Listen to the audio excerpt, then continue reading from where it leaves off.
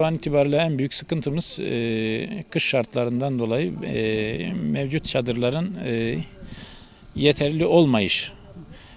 Bu konuda TOKİ tarafından yaptırılacak bir çadır merkezimiz, bütün ihale aşaması geçildi.